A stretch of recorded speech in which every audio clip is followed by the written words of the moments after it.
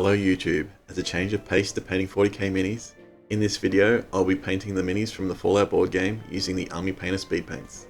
While these minis are pretty decent board game minis, they are going to spend the majority of their time in the box and not on a display shelf. So I just want to get them painted up neatly, quickly, and hopefully looking nicer than this brown plastic.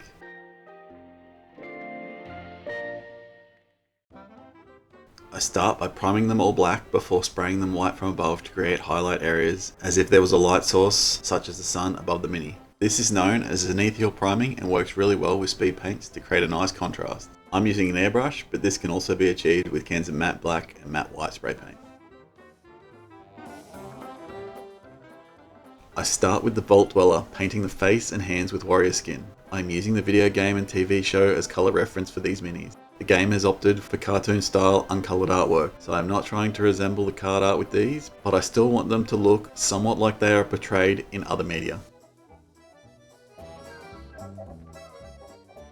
Before I paint the majority of the jumpsuit with Beowulf blue, Zealot yellow is used for the stripe or embellishment on the uniform.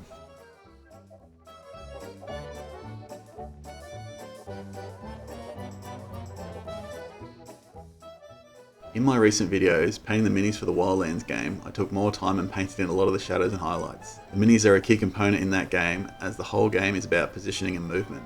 In contrast, the Fallout minis are more like a fancy token representing your position on a map. While I'm working my way through each board game, the main goal is to get stuff painted and be an improvement on unpainted. I have to prioritise which games I spend more time painting the details and which ones I paint with more speed.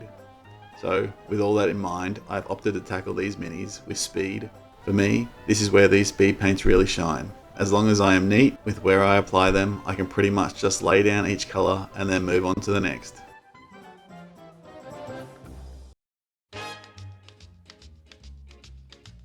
I like a song with a skippity beat, when the melody moves right along. the kind of a tune you can tap with your feet. I love an old-fashioned song, La la la la la. that kind of thing. When it's bright and it's breezy, It's so easy to sing. The whole world is waiting for a musical treat with a skip, skip, skippity beat. I like a song with a skippity beat, When the melody moves right along. the kind of a tune you can tap with your feet. I love an old-fashioned song.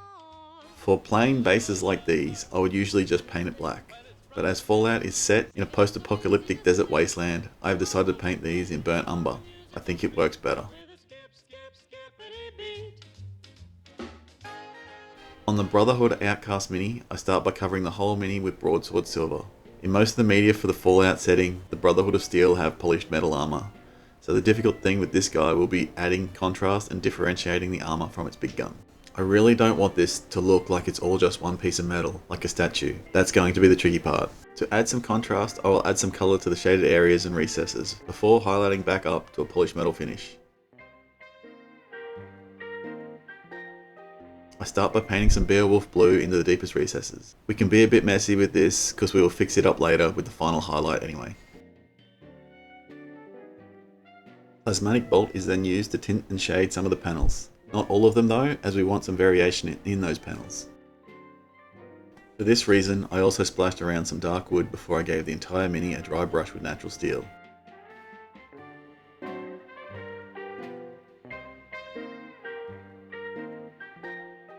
It is this dry brush with natural steel that will hopefully give the armour that polished look, while the colours applied earlier provide some variation. To give the mini some contrast with the gun, I decide not to use metallic paints for it. After painting it black, I slather on some King Purple to the areas I want to highlight. Dragon Blood is then used as the next highlight. Once the previous highlights have had time to dry, I then dry brush neutral grey to the areas I want highlighted, making sure the brush is dry and I'm being careful not to add too much colour to places I don't want it.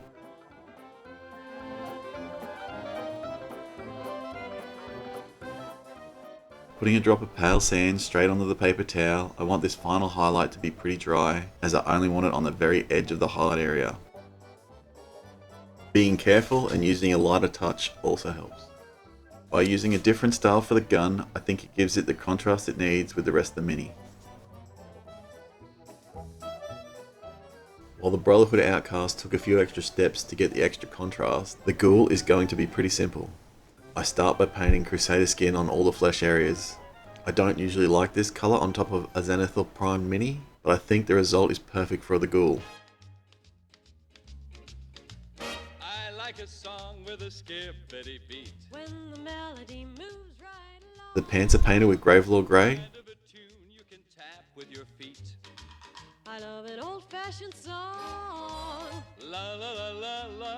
That kind of thing. When it's bright and it's breezy. It's The boots and vest are painted in Grim Black. The whole world is waiting for a musical treat with a skip, skip, skippity beat. I like a song with a skippity beat. When the melody moves right Holy White was used for the shirt, The kind of a tune you can tap with your feet. and after some deliberation, Grim Black was also used on the gun. that kind of thing. And finally, the tie was painted with Slaughter Red. That's it. Done. Nice, simple and quick. Musical treat with a skip, skip, skippity beat.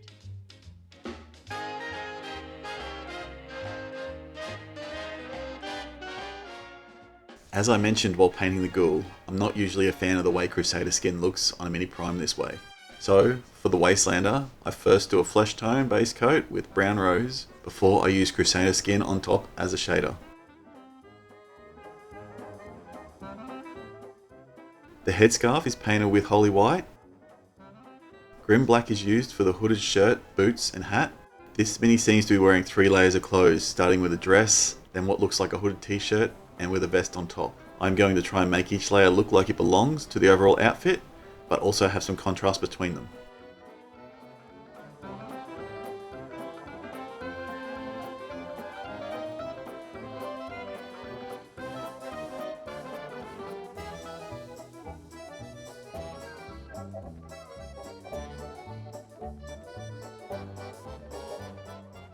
I paint the dress with blood red to add some colour.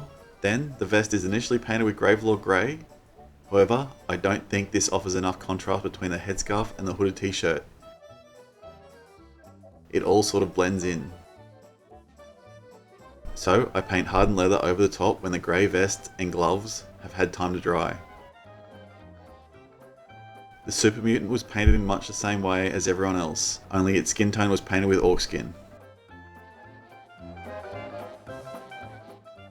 Finally, I used some AK Interactive Dark Earth to add a bit of texture to the bases, using an old brush to paint it on so I don't damage a good brush.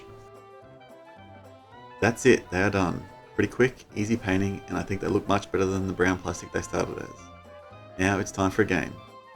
Thanks for watching.